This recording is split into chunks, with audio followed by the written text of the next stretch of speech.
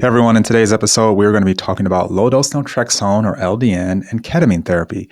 These treatments are gaining a lot of attention for managing autoimmune diseases, reducing inflammation, reducing pain, treating depression, and so much more. So to help guide us through this conversation, we have Dr. Sahar Swidan today.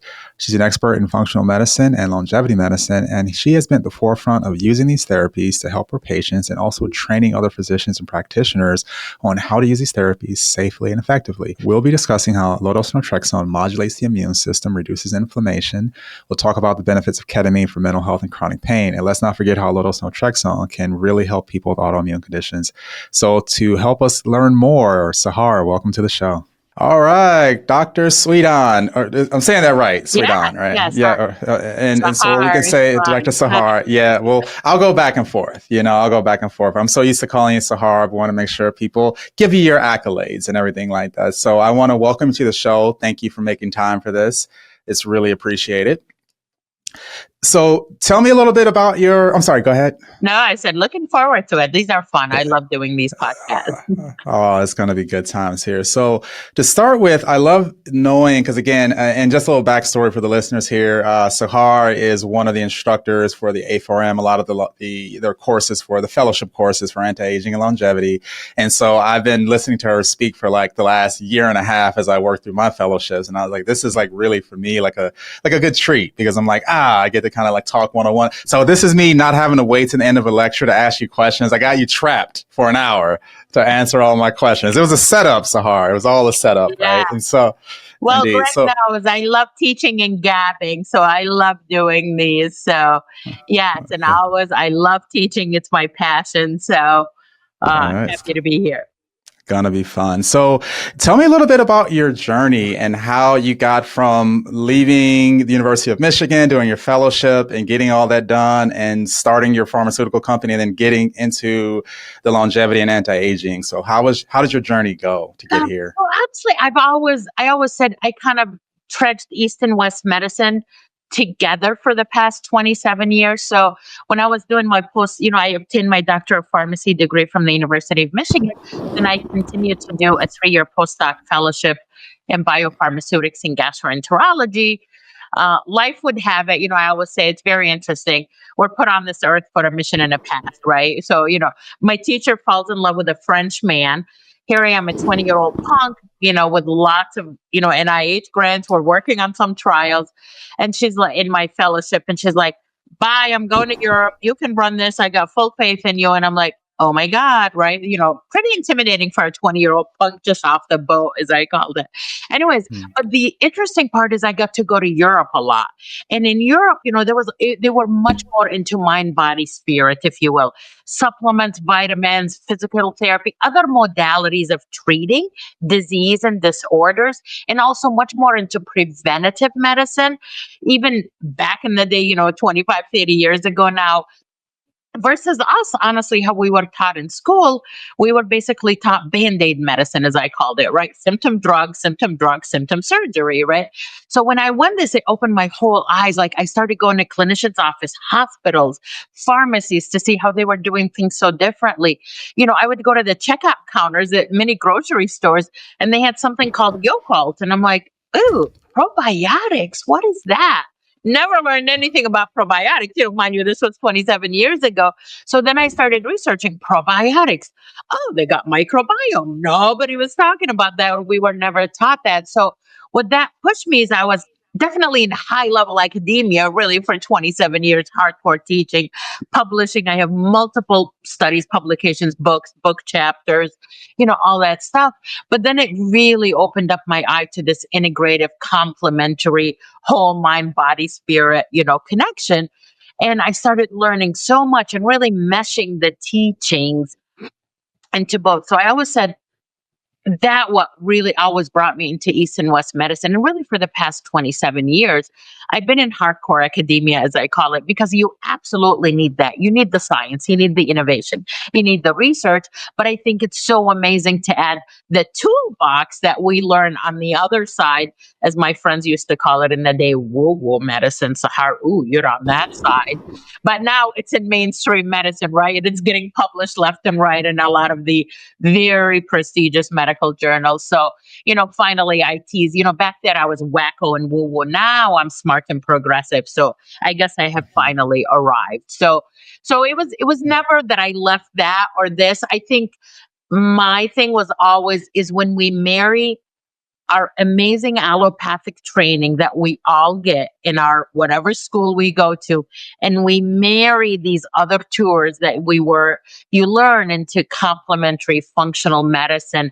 I hate alternative because it's not alternative. A lot of the stuff that we do is actually published in mainstream medicine.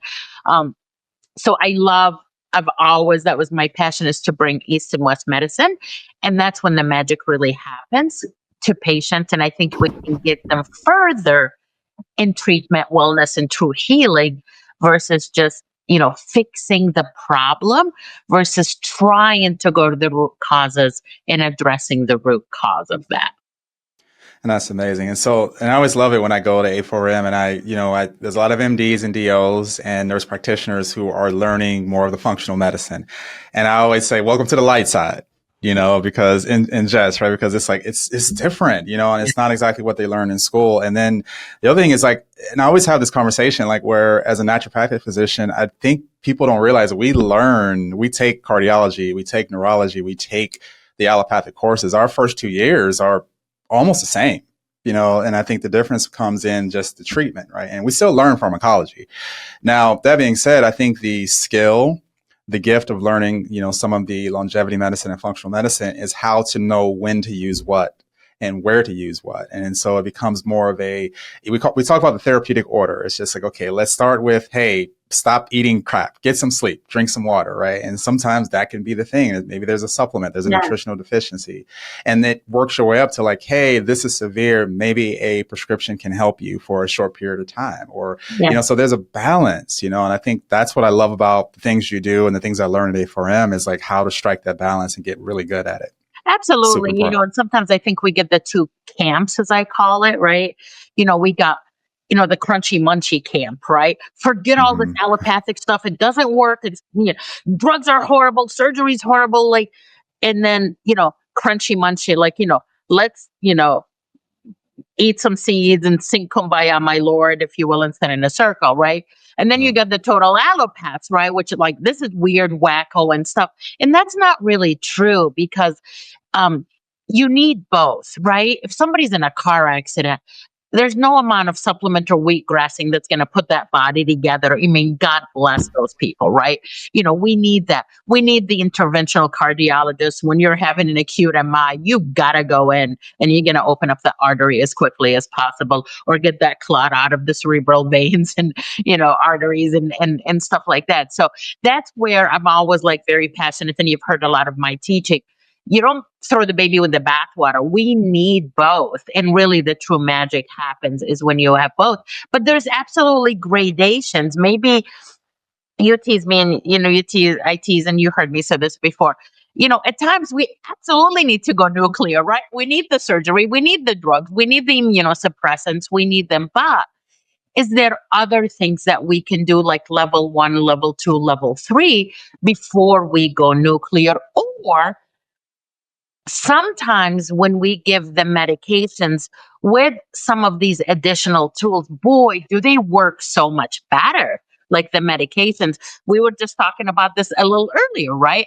Like the MABs, a lot of them, the main logic is immunosuppression, right? Kind of submit your immune system into submission, if you will, right? Like, okay, you're going nuts, psoriatic arthritis, eczema, psoriasis, whatever, skin disorders, whatever the thing may be.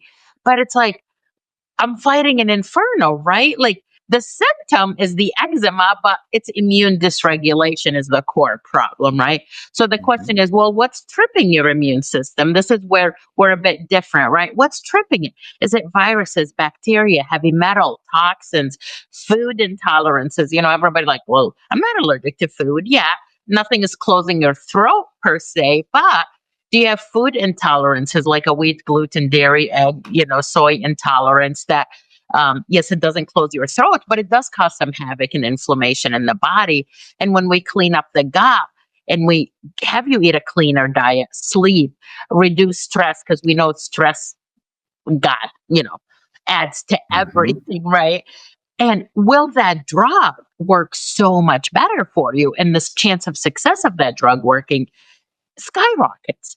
Versus now we're putting a drug against an inferno, if you will, of inflammation versus, let's say, a smaller fire. It just would have a much better chance of even working and getting these symptoms under control. So that's kind of how I always lived my life, if you will. Publications, teachings. Yes, we need nuclear, we need surgery, we need drugs, but also let's add these additional tools, whether it's some of the compounding options, the peptides, hormones, lifestyle, sleep, stress reduction, better food, and, some of the other gizmos and gadgets, red light therapy, photobiomodulation, TENS units, all this stuff that I think we have at our disposal. I mean, that can just make the treatment so much more effective. Yeah. And it's about the when and the where and the how. It's Yeah, like when to use it, how to use it, exactly. and all that good stuff. And even just an example of something we learned in the GI model was H. pylori, right? If I get a positive H. pylori, yes, there's great supplements. So we can do berberine and we can do berberine, again, you can do essential oils kind of things with like cinnamon, oregon. I'm sorry, I said oregon. So basically, oregano oils and all that. But it's like, hey, you've got gastritis. This could get bad. I'm going to use the triple or the quadruple, Yeah. program. This is when I go, forget the weeds and seeds. You go nuclear here. Like for H. pylori, Right. you go kill it and get it done because it causes so much havoc. And that's Right. exactly, there's a place, when and how and where for everything. And sometimes, Yep. yes, the weeds and seeds are great, as I call them, but for some things like H. pylori, I never mess with that. First of all, it's a 9 to 12 month cycle to kill it when you use kind of these like herbal type stuff. But with the antibiotic, the success rate is much higher. Now, with antibiotics, I will use other augmentative therapy to really make sure, because even the antibiotics, we're talking about an 85% success rate, not 100. So can we give it some additional oomph, if you will, with berberine or pyloricil or, argentin or like, oil of oregano capsules or something, just to give it a little bit more oomph, if you will.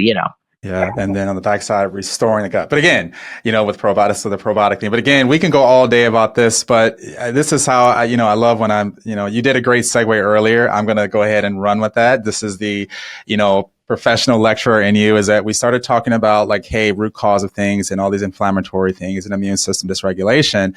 And one of the things I definitely wanted to talk about in this talk today is low dose naltrexone, because that is a compounded medication. We'll get into it, where it's like you go to a naturopathic lecture, we go to our conferences, we're talking about LDN. I go to A4M, we're talking about LDN. You look at different allopathic, blogs, we're all talking about LDN. I was like, wow, this is an amazing compound that can do so many things. But sometimes I will get a patient that you will write the prescription, they'll go pick it up, and the pharmacist will be like, if I literally said, like, oh, wait a minute. Are you okay? Because again, it's like, do you have an issue with alcohol or opiates or something to the effect, in a very, nonchalant way of asking. You're like, no. This is a low dose, right? And so I want to get started into that. And this is going to be fun. I'm excited about this. So what is low dose naltrexone?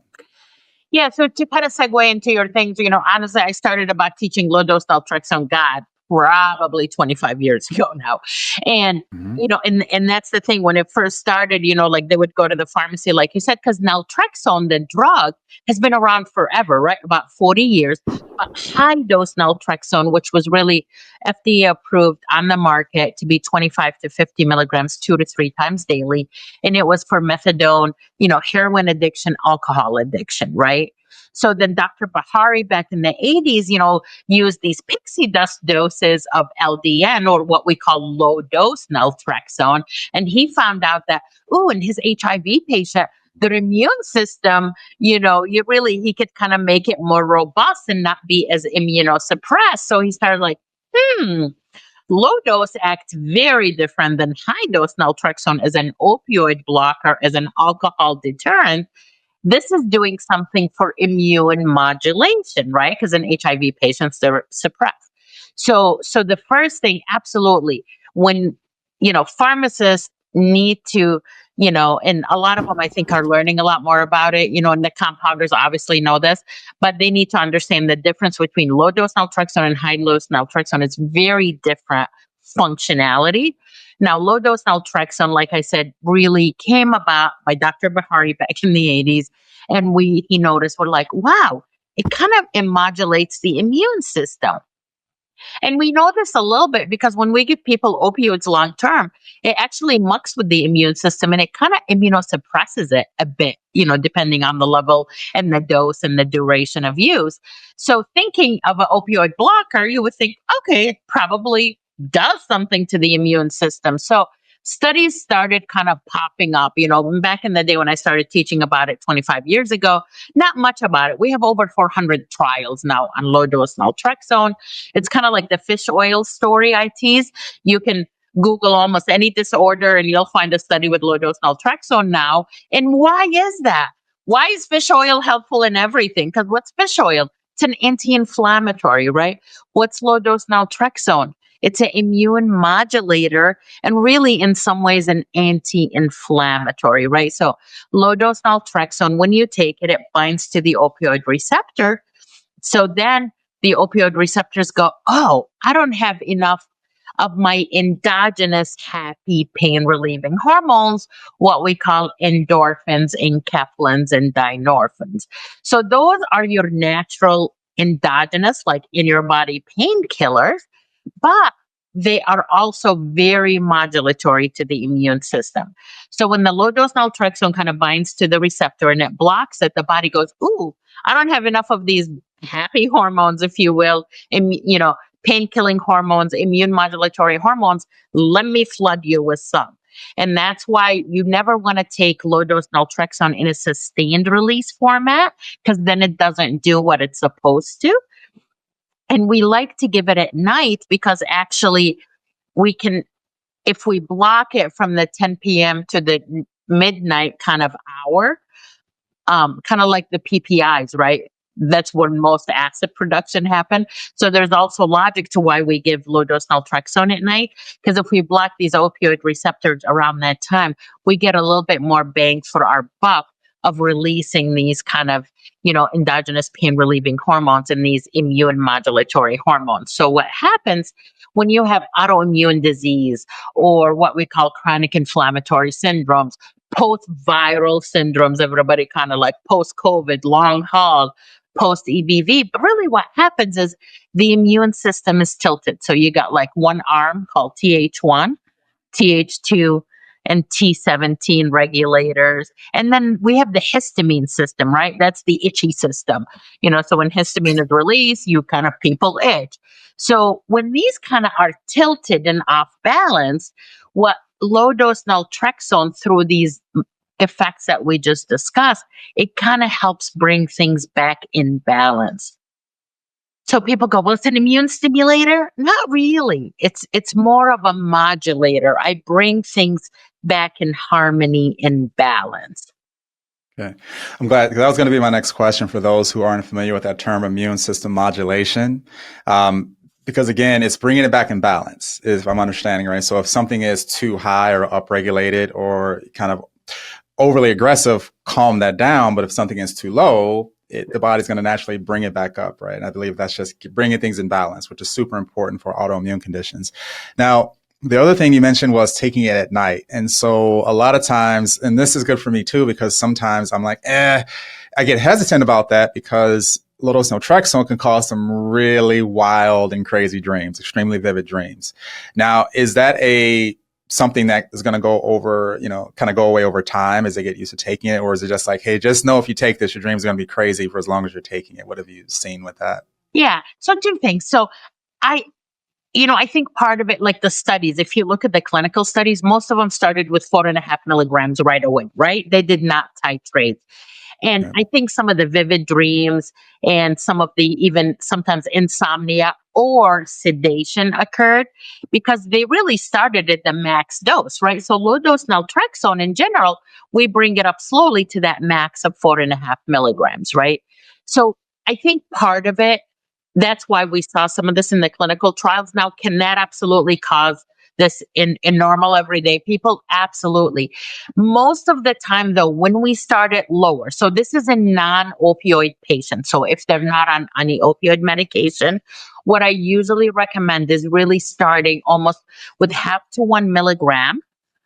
And like 1 milligram, you do that for 3, 4 days, see how they tolerate it, no adverse reactions. Then you increase it.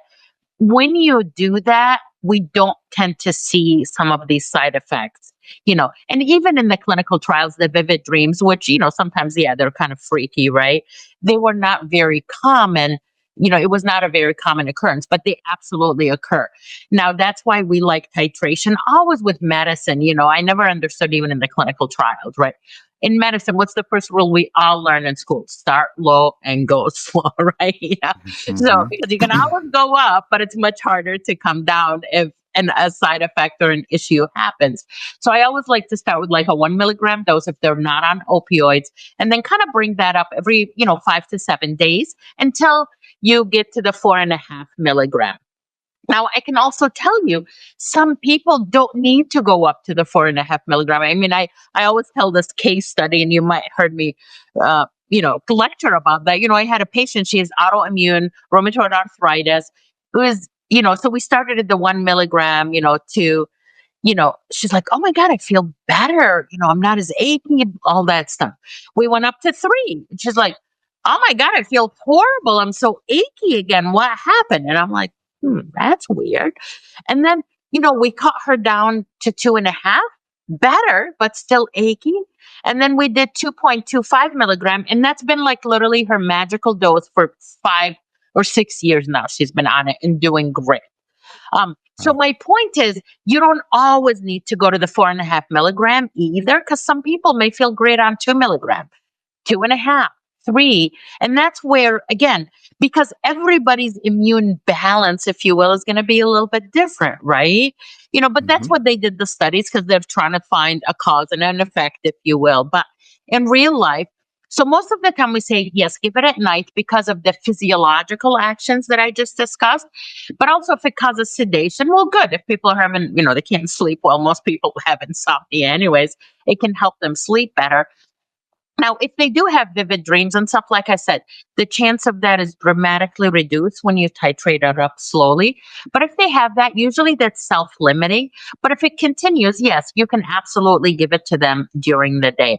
Now, there are a couple studies that looked at giving it like something 1 milligram BID, for example, in some autoimmune type stuff. And there is some data looking at that. So it's really kind of, it's kind of educated guessing with the dose. You start at a certain dose it at night, but some people may need it twice a day, and we have done that also. Okay. So if I'm understanding you right, so I want to kind of go back to, because I think it's really fascinating on how it works with the mu opioid receptor. So if I'm hearing you right and just understanding is when you take LDN, it's going to block those receptors, and the body again is going to think like, wait a minute, I need more of this. I don't have it, produces more. But again, it's not a sustained release. So by the time the LDN is kind of metabolized out of the system, the receptors, they get unblocked, right? But is it just the fact that, hey, you released enough where there's like a net positive increase, or is it just like, are you kind of going on a wave up and down as you go day to day? So I think, yeah, in some ways it's a net positive increase, right? Because now we flooded the system with these happy hormones, let's call them, my own endogenous pain relieving hormones. So they're pain relieving, but it's also the runner's high, right? What's the runner's high? It's these dynorphins, endorphins, and kephalins. So they all kind of go together with that system. And it's very interesting. We'll segue into another one of my passions, oxytocin, which you heard me talk a lot about, like oxytocin nasal spray. And it's very interesting, the play of oxytocin, how actually oxytocin can block the effects of naltrexone. So we know oxytocin also works on the opioid system. So the bottom line is, a lot of these, anything that causes you happiness, oxytocin is the cuddle love hormone. When I give you low dose naltrexone, I block those receptors. The body goes freaks, like, oh my God, I don't have happy stuff. Let me release some. That all modulates that immune system, right? So yes, I flood it it causes a physiological change into these neurochemicals, neurotransmitters, well-being, limbic system, like I'm good, I'm at peace. The saber-toothed tiger is not chasing me, right? All is well. And also the interesting with low dose naltrexone, for example, in fibromyalgia patient that did the studies, and 18 different inflammatory markers were modified and reduced. So what we also know with low dose naltrexone, that's why I said it's really an indirect anti-inflammatory, if you will, because it modulates the immune system. Because when the immune system is going nuts, it's releasing all this, I call it ticked off soup, right? It's releasing all these inflammatory mediators going, oh my God, attack bad bug, attack a virus, attack something. I don't know what I'm attacking. So it releases a lot of junky inflammatory soup, right? That's causing havoc in the body. The symptom is, oh, my brain is foggy. I don't feel good. I'm achy. My body aches. My gut hurts. My joints hurt, right? That's what we feel, but it's from all this inflammation, right? And then the worst kind is, oh, blood pressure is high, cardiovascular disease that we don't see inside the arteries until people have heart attacks. That's also part of the inflammatory cascade. So the other interesting thing, what we know, besides kind of flooding you with happy hormones, these are actually changing the signaling molecules in the inflammatory cascades and reducing overall inflammation. And in this one study, for example, 18 different inflammatory markers that they were monitoring were altered and reduced, right? So whenever you Mhm. reduce inflammatory burden, period, you're going to improve a lot of bodily function, whether it's your brain function and cognition, right? Your joints are not as achy. Your muscle building can be better because you're not inflamed. Your bone building can be better because you're not inflamed. Your gut doesn't hurt as bad because you're not inflamed, and so on. I tease, you heard me say this before also. We only have one medical specialty left. It's inflammatology, right? I mean, at Mhm. the crux of it all, inflammation is at the core of a lot of the chronic diseases that we see in today's world. That's great. It's great. And I love that because again, with LDN, a lot of times it's become, if there is a anti or a pro-inflammatory condition, if someone, I get their labs back, it's like, look at the sedimentation rate, look at the C-reactive protein, which are basically an acute phase reactant, more of a chronic. Sometimes I get into this, like, wait a minute, there's not all doctors on this. What's a C-reactive protein? But these are markers in your blood testing and show your level of inflammation or how active inflammation is. And so one of the things I saw in a study, and I don't think it's exactly true from what you've seen, is the more inflamed a person is, the better LDN works. So they're like if they have a high sedimentation rate, it tends to be more effective with someone that's kind of just a little bit more low grade inflammation. Is that something you've seen? Well, absolutely. I mean, the higher the inferno, that's my analogy earlier, right? If you have a flaming inferno versus a big fire and you put in this tool, LDN, and in some studies, it's been shown to change 18 different inflammatory cytokines. And some of the typical ones we see, CRP, SED-rate, all the other ones. So, of course, the bigger the fire, initially you're going to feel, these people feel it the most because I'm like, ooh, because now we brought them from an inferno to a smaller fire, and then smolderings, right? And this is why I always like, sometimes also like, you'll give it to patients and they go, I don't feel anything. Nothing changed, And I'm like, okay, you've been in fire for 20 years.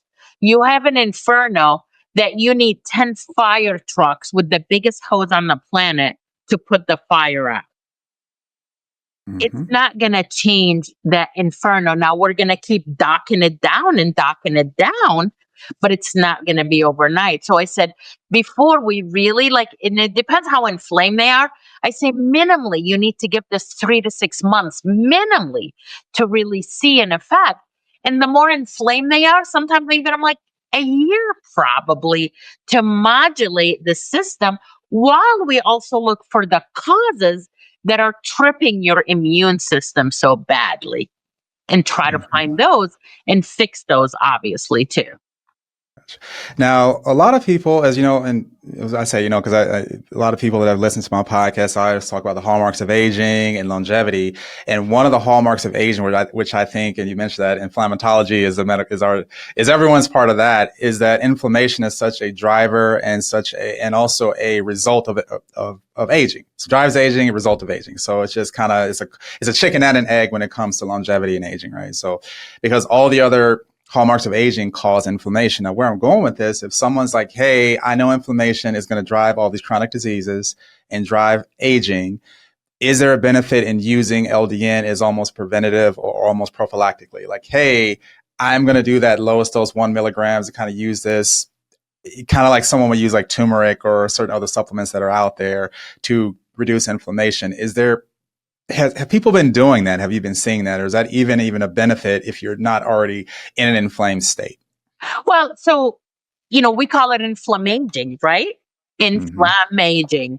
So definitely the more inflamed you are, the faster you'll rust. That's just physiology, right? Mm-hmm. More inflamed, more angry soups and crud, as I called it. And you're just going to age faster. And we call it inflammaging. So anything that we can do to quell the inflammation, you know, finding the root cause as much as possible, supplements and vitamins, sleep, cleaner diet, working out, um, all the good stuff that we all should be doing and sometimes, don't. Um, but absolutely, I mean, there's a couple trials now looking at LDN as a gerotherapeutic. And this is a new drug class that we're looking at. It's called gerotherapeutic, drugs and or supplements. Like, for example, resveratrol, right? Everybody was like, oh, that's the fountain of youth. Fisetin came up, looking at that. Now they're looking at dasatinib, which is a drug, and quercetin. They're looking at LDN as a therapeutic agent or a gerotherapeutic agent. Actually, I just reviewed a paper on that's going to be published very soon on the role of LDN potentially as a gerotherapeutic agent. It's an observational study, but I think there's some signals there to say that yes, it warrants further studying. Rapamycin is the other big one, as you know, that's making tons of splashes in the literature for that. So absolutely, I think anything that we can do to quell inflammation, and LDN could be one of the tools, I think is going to help with senescent cells and zombie cells and slowing down the rusting, as I call it, of the body. Um, so I think stay tuned. I always tease. Also, if I had my druthers, I would probably put LDN in the water and some lithium orotate if I had my druthers too, because I think we need to calm the whole world down, and balance everybody's, moods and things with lithium orotate, and then LDN with the inflammation. Because think about it, when you have inflamed gut, you have inflamed brain, right? When you have neuroinflammation, people are anxious, people are having panic attacks, people are edgy, people are aggressive, their brain is not working well. So I think whenever we lower the inflammatory burden, a lot of things will improve, brain, cognition, obviously body, you're not as achy, the gut is not as achy. When you have happier gut, you have happier brain, because of the gut brain connection. Gotcha.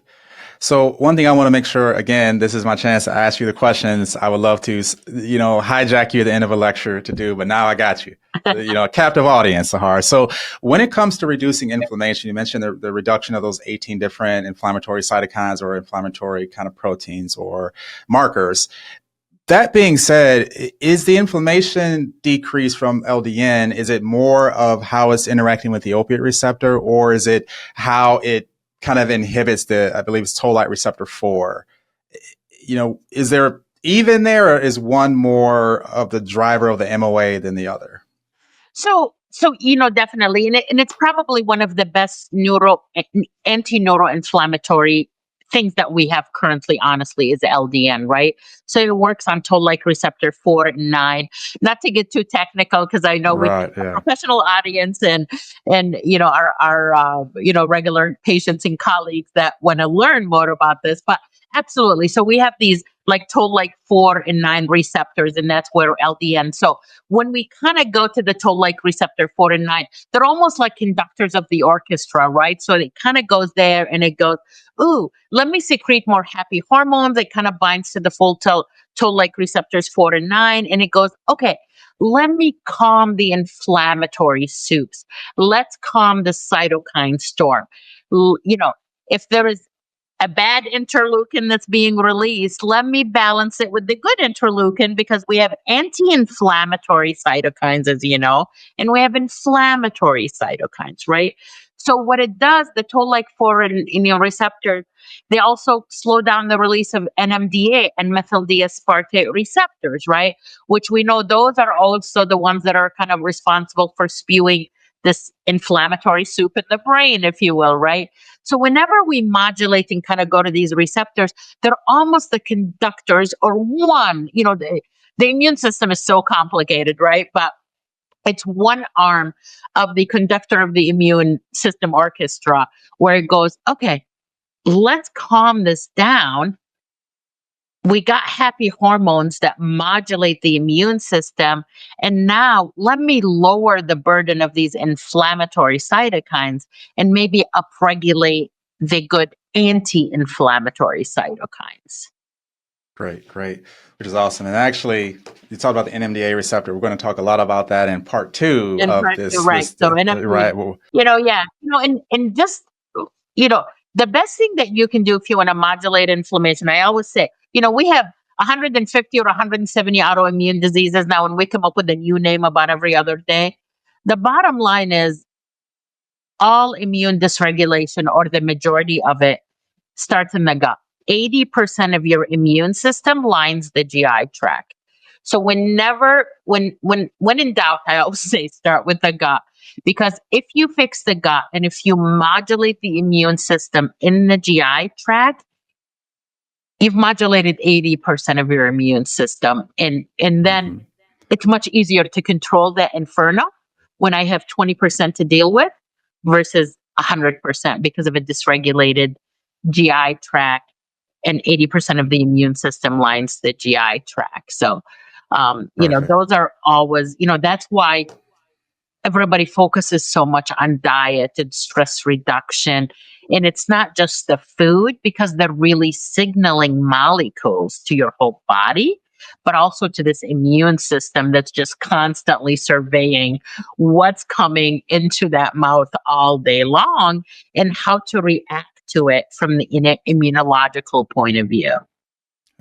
You are the queen of the segue, because I was literally about to say one of the next topics I was going to talk about is some of the autoimmune conditions where personally in our clinic we've seen the most amazing response to LDN. And my number one on the list is Crohn's disease. Like I've seen incredible results with, treating inflammatory bowel disease, specifically Crohn's, using low dose naltrexone.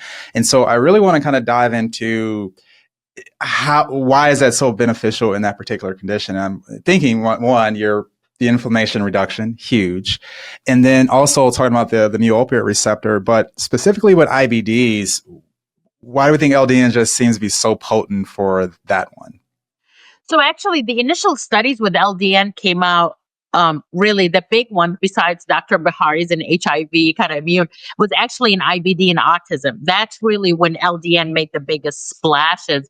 And the interesting part is, not did we just, when we used LDN in IBD, Crohn's disease, ulcerative colitis and things, did it just not symptomatically helped people, reducing bloody stools and the number of stools and the pain and all that stuff.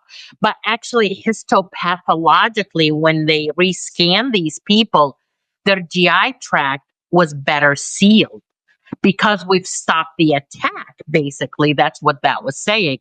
So when they rescope these people, did some histopathological, slides comparatively, that gut was healing on top of just symptom improvement. So, and I think it has to do with, again, 80% of the immune system lines the GI tract. And what's Crohn's disease? What's ulcerative colitis? So again, if I modify the attack and the inflammatory soup and the attack on the gut with LDN, why wouldn't I dramatically improve it? And the other thing that it improved was the diarrhea and the bloody stools, right? Because again, I started to seal the holes, decrease the attack and inflammation. And as you know, Greg, with some of the other modalities where we improve the diet, put them on an anti-inflammatory diet, give them some couple other magical supplements, like glutamine and marshmallow extracts and some of these like okra extracts to kind of like really remucilage their GI tract and seal the holes. With LDN and stress reduction techniques and things like that, it's magic. But that's exactly why, right? I mean, again, 80% lines the GI tract. So why does it work in autism? Because in autism, this has been shown also over and over again. They have the most dysbiotic guts and gut inflammation and things. So again, inflamed gut, inflamed brain, right? And that's why a lot of the initial research was really in IBD, Crohn's, and then autism. And then it just snowballed from there, right? They use it for Haley syndrome, the dermatological stuff. But again, most of your dermatological stuff, you fix the gut, you fix dermatology, right? For most cases, Huge. not everything, of course, but A lot of them, a lot of them. And then not to make you repeat yourself, because again, you've covered so much of this already. Another one that we see a huge benefit here in the clinic is with rheumatoid arthritis and RA. And it just goes down everything you said. I mean, you've already kind of answered it. It's, modulating the immune system, reducing inflammation, and that's going to help with that inflammatory condition in the joints. So we see huge improvement with RA to the point where people are having to do their other medications, their Remicades and things like that way less frequently. Or their IV therapies they have to do. It's like, hey, I'm doing this way less than I was. I know probably the rheumatologists don't like me, but I always say, or maybe they like me, but we'll see. But, honestly, I don't care what you call the autoimmune disease. The bottom line is it's weird stuff getting into your body. The immune system looks at it as a foreign object. You get these histocompatibility complexes. The complement system starts attacking the interleukin, sometimes the histamine system, right? Mast cell activation syndrome, as we call. And, if it ends up in your joints and your fingers, we call it rheumatoid arthritis. If it ends up in your brain, we call it multiple sclerosis or neurodegenerative disease. It ends up in your lungs or liver or gut, sarcoid, amyloid. But the bottom line is most of it stems from here. The symptom is this, and whatever body attacks, but what's the root cause? It's weird stuff getting in from a leaky system, your gut barrier, causing all kinds of immunological histocompatibility or incompatible type stuff, and the immune system attacking, and stuff ends up in body parts where it shouldn't. And that's why LDN and gut rehab helps tremendously most autoimmune systems, right? I mean, almost any autoimmune system, if you fix the gut, modulate the immune system, I'm not saying you can cure it. Some things you can, but you will dramatically improve their symptoms where they may not need the Remicade so often in some of these other biologics and things like that. And that's another thing I see with Hashimoto's and also with a lot of the thyroid conditions. Like, for instance, I've had patients where it's like, hey, you have Hashimoto's, you're on a TPO antibodies or thyroid peroxidase antibodies are really high. We're going to do LDN along with reducing dairy and gluten intake. And we'll see those numbers come down. But then I'm seeing their thyroid numbers go up. And so we've had to adjust the dose. Like, wait a minute. Oh my God. Like, you're high now because Yeah, I always caution about that because sometimes the LDN can dramatically, drop the TPOs very quickly, stop the attack on the thyroid, and the thyroid kind of revives, if you will, right? It comes back to life. And then it's like, whoa, you can really overdose the drugs and then they don't need as much. So that's when I teach, I always caution people, monitor very closely their levels because they could dramatically shift on you from kind of a hypo to a hyperthyroid state. Oh yeah, we've had to look at that as well, and it's just like, wait a minute, and it's like, oh, it's the LDN, it's working, and we adjust as we go. So Is there a point where the LDN is no longer low dose? So again, we sometimes starting at 1.5, you start titrating them up. I've had some patients come in and say, "Hey, the previous doctor had me on 6 milligrams of LDN. I personally haven't gone over 4.5." Is there a demarcation line of when it's no longer low dose, in your opinion? Yeah, it's a great question because a lot of people ask that. I don't know if there's no clinical study, honestly, that was done to say, like, oh, 6 milligram, you lose the low dose, or 10 milligram, you lose the low dose. And also remember the balancing act, or bringing the levers back in the right order, is going to be different from patient to patient, right? Absolutely. I mean, some people have gone to 6 milligrams, some people have gone to 8 milligrams, even 10. I heard, where they were still getting benefit from it, and improving the biomarkers, were improving some of the inflammatory stuff, were improving. And again, this is where personalized medicine comes in. So for example, the way I would approach this, most of the clinical trials is, they looked at 4.5 milligrams, right, kind of as the max. But have we seen 6 and 8 and 10 milligrams in some clinical practices? Absolutely. I think the way I would approach it, if, like, let's say you get somebody to 4.5 and they're like, okay, they improved 80%. And they're like, oh, these in general who ask, like, hey, can we push it up more? Because, everybody always thinks more is better, but not always, right? In medicine or anything else. Um, like, you may push it to 5.5, or 6, and see, do you get a better reduction? Are they getting better? Are you seeing biomarker improvement, whether you're monitoring TPOs or a CRP or a sed rate or whatever your biomarker that you're monitoring for that disease? You can do that. There's not a hardcore science. It's just most of the clinical trials were at 4.5. But remember, there's always a bell curve to everything, right? There's always 1 or 2 standard deviations above the mean or below the mean. So, could that 6 to 8 milligrams still be like the 2 standard deviations above the mean? Theoretically, yeah. Could be. Yeah. Well, great, great, great, great. This has been a fascinating talk on LDN. And now, because I don't want to hijack you the entire day, we're going to shift gears a little bit. And so this next topic is fascinating to me because one thing, when we talk about ketamine, there's been this explosion in the last few years in ketamine clinics, ketamine infusion clinics, even online ketamine sources, which we're definitely going to talk about that because I think there's a loophole people are kind of exploiting for that.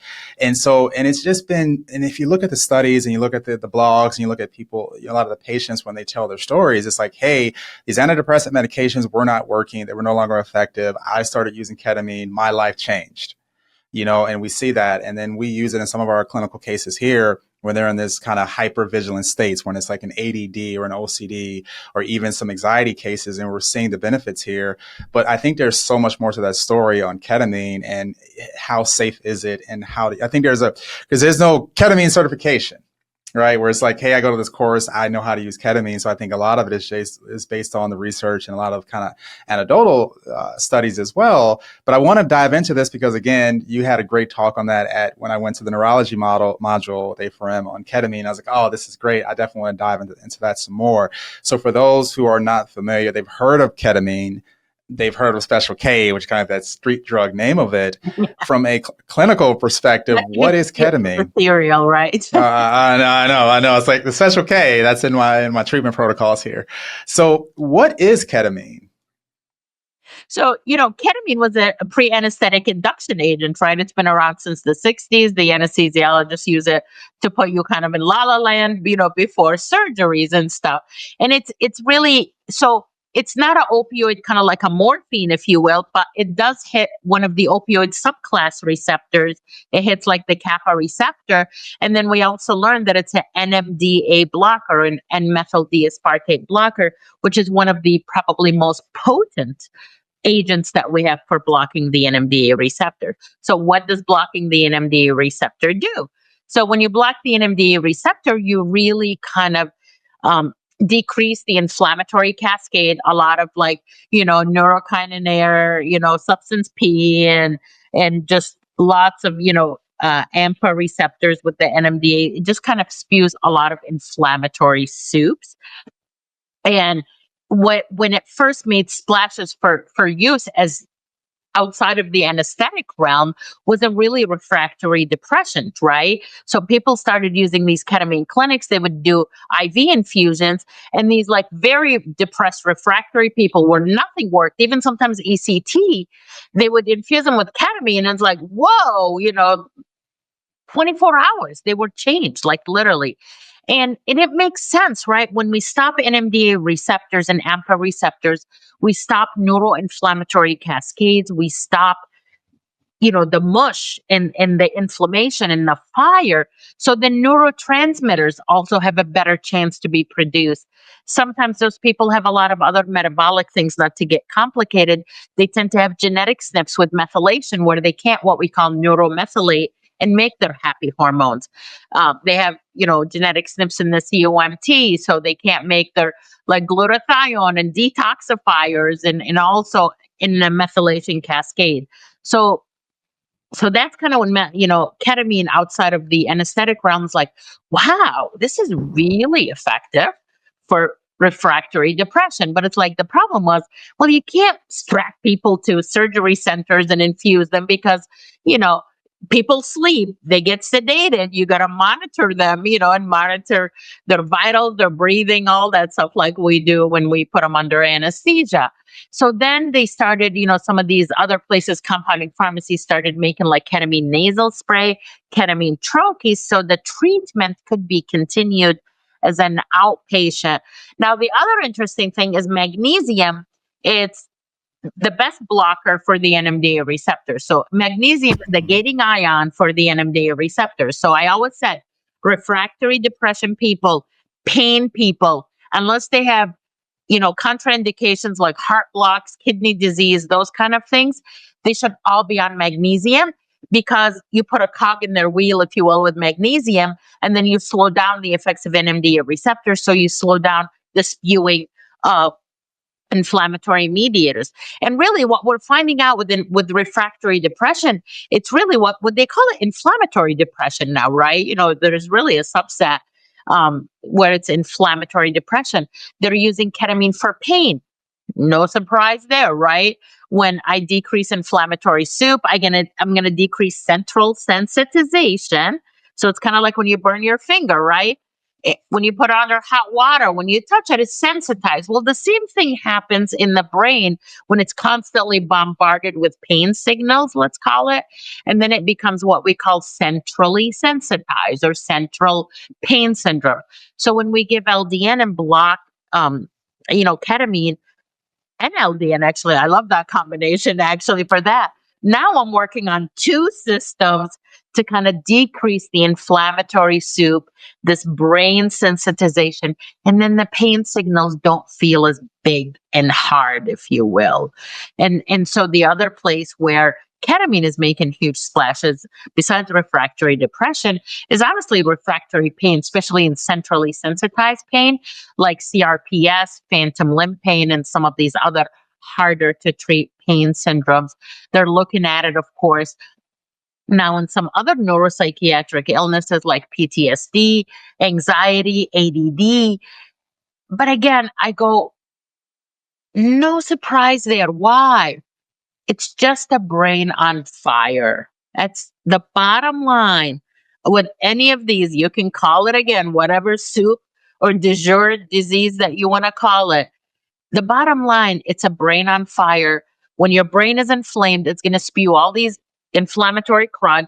It's going to throw them on the neuron superhighways, all these brain connections in the highways. And just like when you have a traffic jam or when you have tire debris because the truck in front of you just bolted a tire, things don't flow well, right? And when you clean the inflammatory crud in the cascade, things just flow well. Neurotransmitters talk, synapses talk, happiness happen, cognition comes back. People go, oh, I'm not as foggy anymore. My brain, I'm getting my jam back, right? I'm getting my mojo back. And that's really how we think they work, at least at this point. There's a lot of other mechanisms that they're looking at. But at the crux of it, again, I always tease, it's inflammatology. If we decrease the inflammatory crud anywhere, we're going to improve function. And this is a different way of modulating that inflammatory cascade in the brain. And I love So ketamine with LDN actually as a combo. They're great for those disorders. that's really cool to think, because as you were talking, I kept thinking bright flashing lights, fibromyalgia, because again, that condition where you have that desensitization, you've got that central kind of pain syndrome. And it's like, if I can calm that inflammation and kind of improve that, that could be amazing for that, because so many people are dealing with fibromyalgia and they just don't have answers or get With answers. LDN, with fibromyalgia, beautiful combo along with gut rehab, anti-inflammatory diet, mitochondrial support, as you know, fibro is a mitochondriopathy, and adrenal support with the oxytocin and LDN and that limbic system retraining with some inner peace like app, the Heart Math Institute. Most Mhm. fibro people do amazing. Oh, that's gonna be great. I don't really have a ton of fibro patients, but I'm ready. Yeah, I'm ready for that too. So who knows? Maybe someone will listen to this podcast and come knocking down the doors here to learn more about that, because I think yeah, this could be amazing for that. yeah. Now, I'm gonna geek out a little bit on ketamine, just because I've always been in this, like, how does it work? And so when I started looking into research on it, and one thing I kind of learned was that ketamine, when we say ketamine, they're talking more of a racemic mixture. So there's a S and R kind of anomers of ketamine. So basically they're mirror images, right? And so when we say ketamine, we're talking about the combination. But then S-ketamine, which the FDA approved as a nasal spray for the treatment of depression, is the S enantiomer, right? And then I was like, okay, well, how are we getting away with that? And I guess from my understanding, is that when ketamine was kind of approved, when it was brought to market 60 years ago, they didn't really put restrictions on it. And so I think that lack of restrictions is kind of like, hey, this is how people can just kind of get around it by just saying, by getting the racemic mixtures, which we're getting from most of the compound pharmacies and even some of the injectables, right? Yeah. And so that being said, the question is there going to be, if I say, hey, I want to help treat my patient, I'm going to get the nasal spray compound, I know that's a racemic mixture, is that going to be still as effective for depression as using the S-ketamine? Yeah. So they did not do head-to-head trials, as you know, mostly were Okay. done with the FDA. Now, initially, when the trials were done in refractory depression with the infusible, with the injection, you know, um, i- um, infusion type ketamine, that was a racemic mixture, right? Because Okay. that's Yep. what we have, right? Most of the stuff, All right. the pre-anesthetic agents and all that stuff that's been around since the 60s is the racemic mixture. So, Mhm. to the best of my knowledge, and honestly, I haven't looked into it just in the last, few months, no head-to-head trials were done to look at that. I can tell you just from clinical experience in patients where they used to get, let's say, the compounded nasal spray, which is a racemic mixture, and they switched to ketamine because of whatever. They did not respond as well, but some patients responded. So some patients, for whatever reason that I don't know, again, distribution of neurons, NMDA receptor in each person, that personalized medicine approach again that we don't fully understand. Some people seem not to respond as well just with the S enantiomer, and they need the racemic mixture. And some people respond great to the S enantiomer. So I don't know Mhm. if we know that full story yet as to why or why not. Some people may respond or not respond. Okay. Great, great, great. Thanks for correcting me. It's funny. I've never said racemic out loud. Yeah. So I've always said, I was like, yeah, racemic, So it's like, oh yeah, thanks. It's good. I should have asked one of my Tomato, pharmacist friends, like, tomato. how do you Some say people this? will call Like, it oh God, racemic, someone racemic. listening, Yeah, like, yeah, someone's like, turn this podcast off. That Dr. I Jones doesn't know know. what he's talking about. So get him They'll out of here. pronounce something. I know. So the next thing, when it talks about, when I look into mechanisms of action of ketamine, is this actual in the realm of neuroplasticity and actually kind of creating new neural connections. Yeah. So that's an interesting concept, because it's like, wait a minute. So are we creating new neurons? Are we decreasing inflammation? How does that work with creating those new connections and pathways? Well, I think, again, that will happen whenever we decrease the brain. Because remember, the brain is always making new neuronal connections, right? And the Mm-hmm. more we give our brain different activities and different things, we're always building new neurons. And I think it will do it more optimally when it's not as inflamed and there is not much debris on the neuronal highway, right? You know, like ambidextrous people, right? We know their brains fire and they're always making cooler connections. That's why piano is so great, right? Because we're using both parts of our brain. You build like, people that play piano, even when they're demented, it's kind of like the, absent-minded professor, right? Because they started with so much more extra bulk per se that even when they're demented, they're still really smart, right? So absolutely, I think we're always making neural connections depending on exposures that we expose our brain, new tricks, Sudoku puzzles, brushing your hair with your left hand if you're right-handed, anything that we give our brain, playing the piano if you never played it, will always increase neuroplasticity, neural connections. And I think, is it ketamine that's doing it? I think it's just enhancing the effect because I'm taking the junk and debris off the highway and I'm helping it. You know, um, the psilocybin and psychedelics, that's another total podcast, right? But, Hmm. same thing, ketamine, again, this body, mind, spirit integration. Right now, they're looking at these psychedelic things, which ketamine is that, right? Like, we used to talk about the LSD trips, like with ketamine. Obviously, that's more of the anesthetic or pre anesthetic dose range, not what we're talking about here, for that. But, psilocybin and things like that, they're looking at these like neuroplasticity and enhancing neuroplasticity, neuronal network. The brain is amazing. We know this like people that have strokes, right? One part is dead. The brain goes, ooh, let me reroute and make other neuronal paths, and that's why a lot of people gain their function back, right? Because they kind of detoured and grew some other networks. So I don't know if it's ketamine per se. The brain is always doing that. I do think when we give ketamine or some of these other cleaners, if you will, where we're Hmm. decreasing the debris, we just make it easier for them to make these new neuronal networks. Which is great. And that's where I got a little bit confused when I was doing some research a while back on ketamine and how it works, is because when I think about the, kind of the most, agreed upon mechanisms is that it is blocking that NMDA receptor. Right. And from what I understand, when you block the NMDA receptor, you're kind of reducing the overproduction of glutamate. Yes. But if just from me taking it back from old school neurology when I was in school, I was like, wait a minute, doesn't glutamate help make those new neural pathways? We need glutamate to do that. So that's where I got confused a little bit. I was like, wait a minute, if we're inhibiting glutamate, maybe that's not how how these connections are being made, because I thought glutamate was essential for that. Am I looking at that wrong? It's Or the balance, right? I mean, yeah, if we have too much glutamate, well, and dopamine, well, that's bipolar and schizophrenia, right? It's right. so the Mm-hmm. point is, I think it's all about the balance, right? We need inhibitory and excitatory neurotransmitters. So aspartate and glutamate, excitatory, GABA, serotonin, inhibitory, right? So I think it's all about Mm-hmm. the balance and neuroplasticity and stuff. But, if glutamate is way high, well, that's what's causing inflammation, agitation, schizo, bipolar, right? Because excitatory and inhibitory is too much. Like, it's kind of like having your hard drive at 160 beats per minute forever.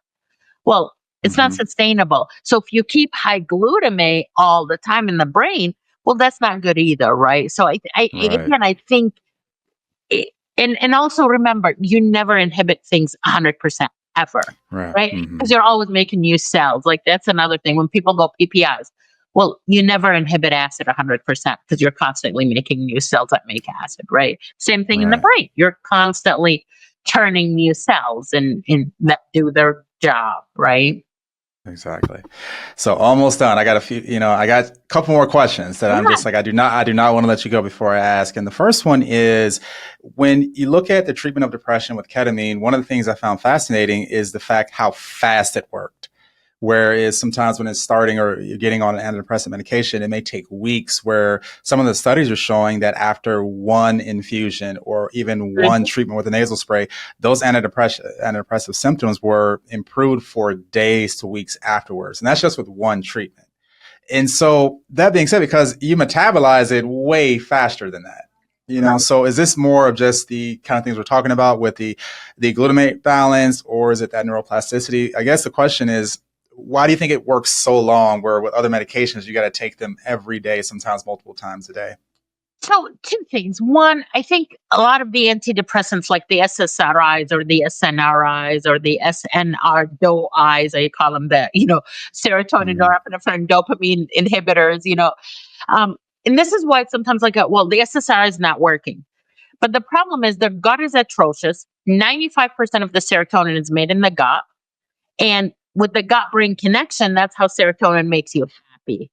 So if you don't have Mhm. serotonin to reuptake, how is it going to work? So I think that's the number one problem why SSRIs and some of these take so long to work is the well is empty and the pump is going, but there's nothing that's getting pulled out. So I think again, metabolically, like it's almost we need metabolic psychiatry. We need to look at this. We need to look at the genetic SNPs. We need to optimize. We need to fill the well with the right ingredients so you can bake the cake. So that's one problem. I think why they may take longer sometimes is because I don't have anything to, make the cake Mhm. and make you the happy hormones you need. Now with this, I think again, a lot of it, what in the ones that we see it work most effectively is in the super inflamed people, because again, I think there's such potent inhibitory of inflammation, but also like if glutamate is like, whoa, so high, there's serotonin and GABAergic, which is bliss, happy, you know, I think they're very powerful medications and they just do that so much quicker than the SSRIs and the SNRIs. Okay.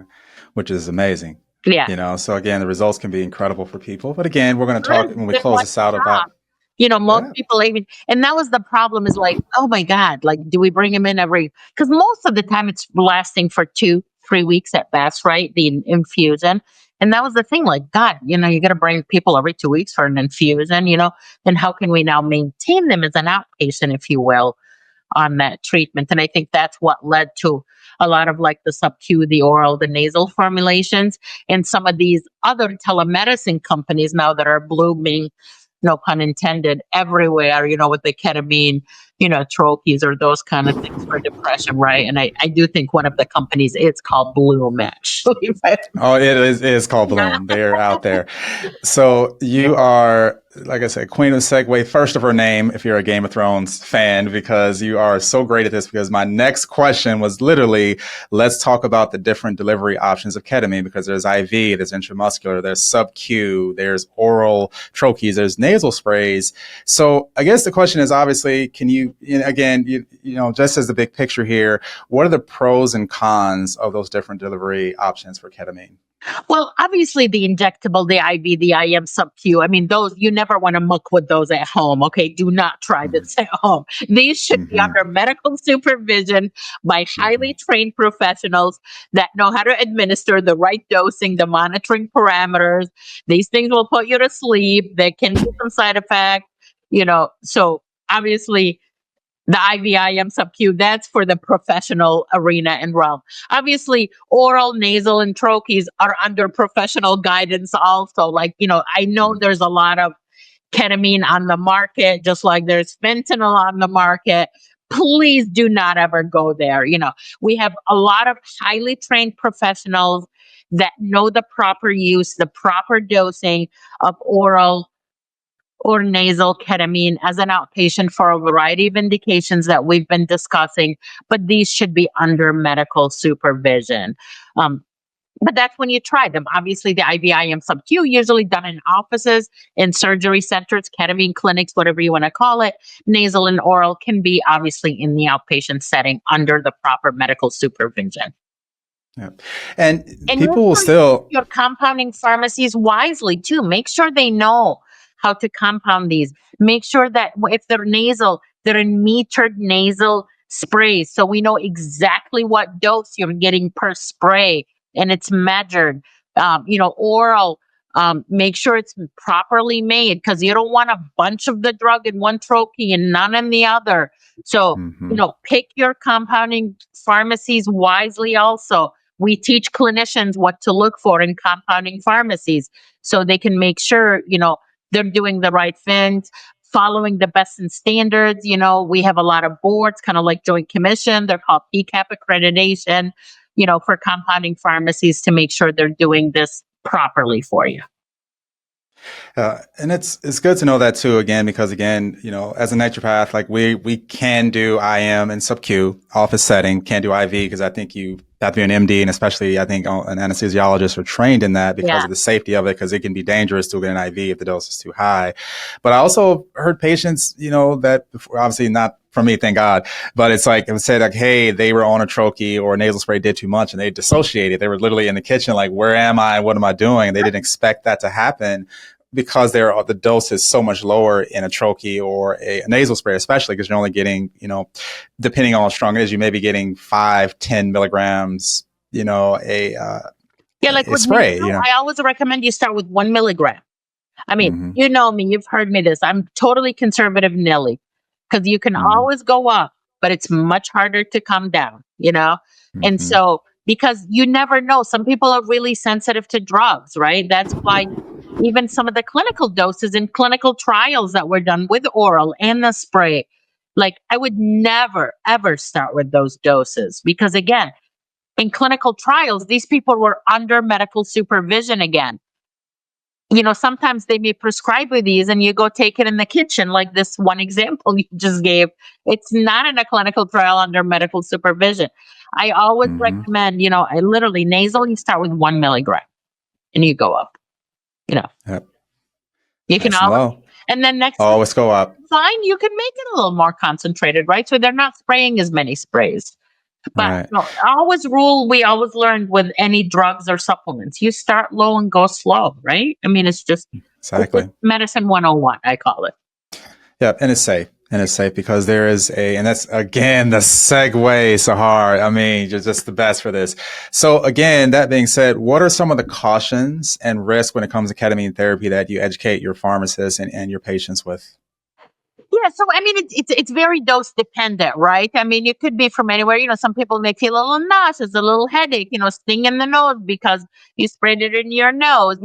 Kind of mild ones to the dissociative trips, like the LSD trips, as I call it. Like, wow, I just saw a truck run over my kitchen, or I'm in the kitchen. Okay. Where am I? Ooh, this is Mm, really colorful, right?